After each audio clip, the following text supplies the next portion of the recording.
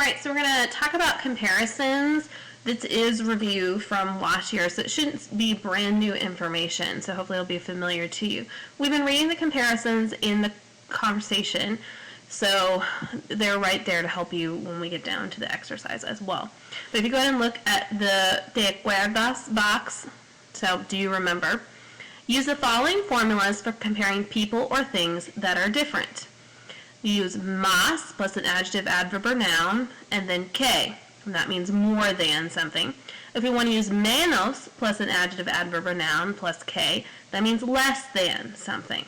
So we would put something in there, and you've seen how they've been using it in these to compare Vishon and Michael. Okay, so we're going to go ahead and look at the exercise that's on the bottom of this page, exercise 24, and we are on 107. Página 107, so 107. Sorry, let me get this lined up here. Okay. ¿Qué te parecen las personas y las cosas siguientes? Da tu opinión y compara tus opiniones con las de tu compañero o compañera. Intercambian papeles.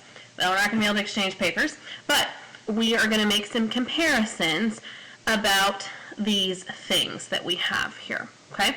And you can go ahead and use some of the words from the box here. Let's just talk about what some of these mean.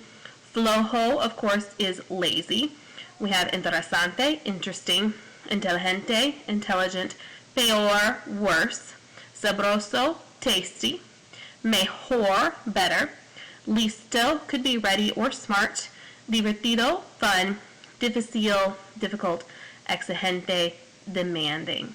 Okay, so we're going to go ahead and look here at the first one, which is la comida italiana y la comida china. So you can make several sentences, of course, about these, comparing Italian food to Chinese food. So I'm going to give you one. Of course, you could write a different sentence. Okay, let's look at the modelo. It says, creo que soy menos flojo o floja que mi hermana. So I think that I am less lazy than my sister. Okay, and you would use, well, girls, we would use floja, but if you were a boy, then you would use flojo. Okay, but anyway, we're going to write that same sentence here for la comida italiana y la comida china. Okay, so let's go ahead and here's an example. And of course, you could write a different one; it would still be okay. You should say, creo que la comida italiana es mejor que la comida china. Okay, so I think that Italian food is better than Chinese food.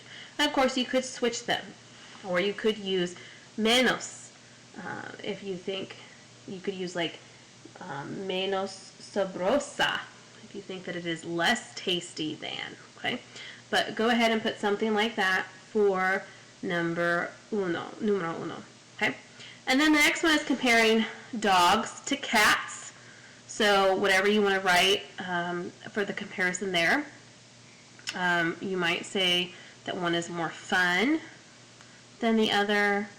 You might say that one is worse than the other.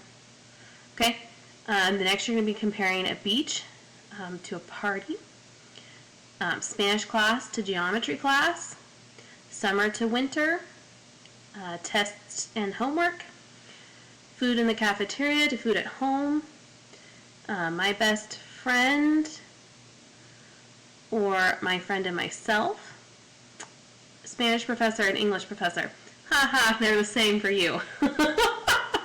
Anyway, so we're going to write some comparison sentences here for these couple of ideas here. Okay, so I guess you'll have to pretend you're English professor and Spanish professor are different people for this one. If you have any questions, be sure to email me and let me know. But you're just writing using this formula and creating some comparison sentences. Go ahead then and submit that paper under this video. If you have any questions, let me know.